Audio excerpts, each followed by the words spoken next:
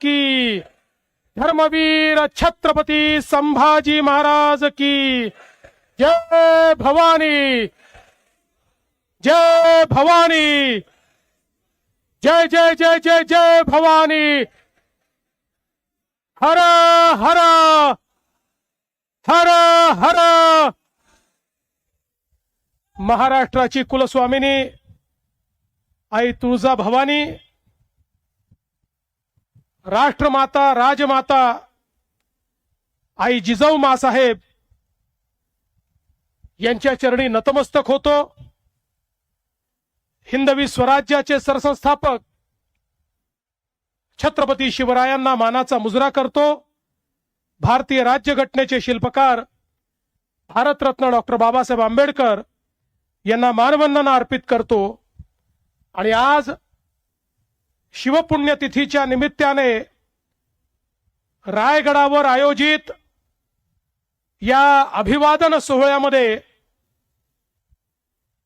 छत्रपती शिवरायांना अभिवादन करण्याकरता आणि त्यांच्या चरणी नतमस्तक होण्याकरता आपल्यामध्ये आलेले भारत देशाचे कणखर आणि कर्मठ गृहमंत्री आदरणीय अमितभाई शहा, राज्याचे उपमुख्यमंत्री माननीय एकनाथराव शिंदेजी, माननीय अजितदादा पवारजी, श्रीमंत छत्रपती उदयन महाराज भोसले, श्रीमंत छत्रपती शिवेंद्रराजे भोसले, मुरलीधर मोहोळजी, चंद्रकांतदादा पाटीलजी, आशिष शेलारजी, भरत शेठ गोगावलेजी, अदितीताई तटकरे, या आपल्या स्मारक समितीचे अध्यक्ष रघुजी राजे आंग्रे, मंचावर उपस्थित प्रवीणजी दरेकर, धैर्यशीलजी पाटील, प्रशांतजी ठाकूर, महेशजी बालडी, विक्रांत ठाकूर, आज जगदीशजी कदम, त्रिंबकजी पुरोहित, ज्यांना आपण पुरस्कार दिला ते उदयसिंहजी होळकर, सुधीरजी थोरात, संजयजी कुलकर्णी, ज्यांनी संपूर्ण दुर्ग पादक्रांत केले असे पाटील साहेब, मंचावरील सर्व मान्यवर आणि या ठिकाणी उपस्थित सर्व शिवप्रेमी भगिनी आणि बंधूंनो, आज मला अतिशय समाधान आहे की छत्रपती शिवरायांच्या इतिहासाचा आणि संपूर्ण मराठा साम्राज्याच्या इतिहासाचा ज्यांनी गाढा अभ्यास केला, जगभरातनं इतिहासाचे पुरावे मिळवून ज्यांनी हा इतिहास समजून घेतला आणि त्या इतिहासाचं वाचन आणि लेखन दोन्ही केलं, ते भारताचे गृहमंत्री माननीय अमितभाई शहा या ठिकाणी आलेले आहेत। ते केवळ गृहमंत्री म्हणून आलेले नाहीत, तर छत्रपती शिवरायांचे सेवक म्हणून आणि मराठा इतिहासाचे एक संशोधक म्हणून या ठिकाणी आलेले आहेत।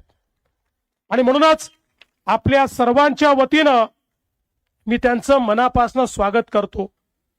मगाशी रघुजी राजे आंग्रेंनी अतिशय योग्य सांगितलं की छत्रपती शिवराय आमचे दैवत का आहेत, तर ज्यावेळी संपूर्ण देशामध्ये या हिंदुस्थानात मोगलाई होती, कुतुबशाही होती, आदिलशाही होती आणि या देशातले राजे आणि राजवाडे हे कुठेतरी त्या ठिकाणी भंग पावत होते, मोडकळीस येत होते, लढून लढून संपत होते आणि असं वाटत होतं की या परकीय आक्रमकांचं राज्य कधीच संपणार नाही, एक अंधकार तयार झाला होता, कधीच पहाट होणार नाही असं वाटत होतं। त्यावेळी आई जिजाऊंच्या आशीर्वादाने छत्रपती शिवरायांसारखा एक तेजस्वी सूर्य उगवला आणि त्या सूर्याने आपल्याला स्वराज्याची पहाट दाखवली। अरे छत्रपती नसते तर तुम्ही आम्ही कोणीच या ठिकाणी नसतो आणि म्हणूनच छत्रपती शिवराय हे आमचं दैवत आहेत। त्यांच्यामुळे आज आम्ही सगळे या ठिकाणी स्वातंत्र्यात आहोत, देव देश आणि धर्माचं कार्य करू शकतो आहोत। आमच्यातलं ते तेज जागृत करण्याचं काम छत्रपतींनी केलं। आणि एवढंच नाही तर हे करत असताना छत्रपतींनी 18 पगड जातीच्या लोकांना एकत्रित करून त्यांच्यामध्ये विजिगीषू वृत्ती तयार केली, त्यांच्यातलं तेज प्रज्वलित केलं, त्यांच्यातलं पौरुष जागृत केलं आणि त्या सामान्य मावळ्यांना त्या ठिकाणी वीरांमध्ये परिवर्तित करून या हिंदवी स्वराज्याची स्थापना केली. आणि म्हणूनच हा जो काही आपला भगवा झेंडा आहे हा छत्रपतींमुळेच नंतरच्या काळामध्ये दिल्लीपासून अटकेपर्यंत लागला आणि संपूर्ण भारतावर भगव्याचा अंमल आला. तो केवळ आणि केवळ छत्रपती शिवरायांमुळे आला. आणि म्हणूनच आज या निमित्ताने खरं म्हणजे आमच्या उदयन महाराजांनी काही मागण्या देखील या ठिकाणी केलेल्या आहेत.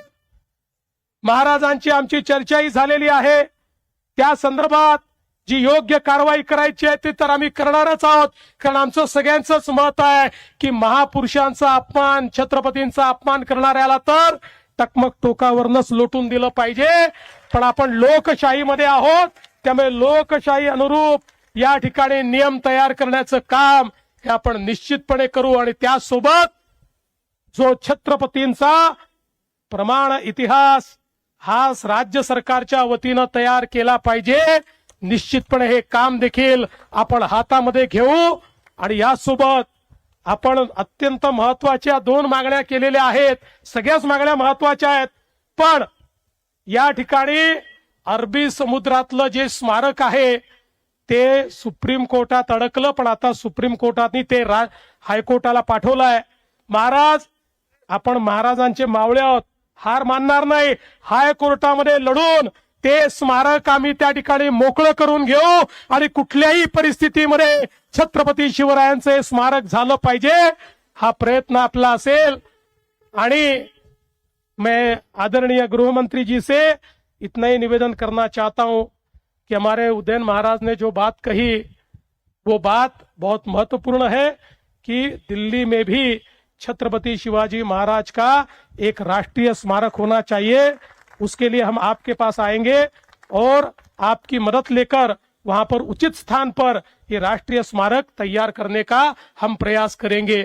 मला एक अजून गोष्ट आपल्याला सांगायची आहे की आपल्या देशाचे आपले लाडके प्रधानमंत्री माननीय मोदीजींनी आपल्या छत्रपती शिवरायांच्या 12 किल्ल्यांना युनेस्कोची हेरिटेज साइट म्हणून, विश्व हेरिटेज म्हणून त्या ठिकाणी नॉमिनेट केलेला आहे.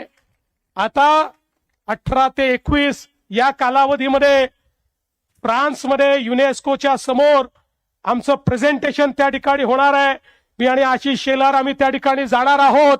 आणि मला विश्वास आहे की आपले 12 महाराजांचे किल्ले हे आता केवळ भारताचे नाही तर विश्व वारसा म्हणून त्याला त्या ठिकाणी मोदीजींच्या पुढाकाराने एक दर्जा प्राप्त होईल.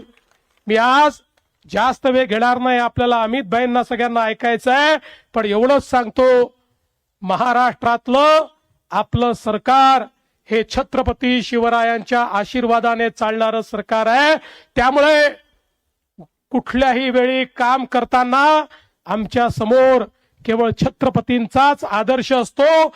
छत्रपतींचा आदर्श आणि भारताचं संविधान या 2च गोष्टींच्या आधारावर आमचं सरकार या ठिकाणी काम करेल हा विश्वास देतो. पुन्हा एकदा छत्रपतींच्या चरणी नतमस्तक होतो आणि माझं बोलणं संपवतो.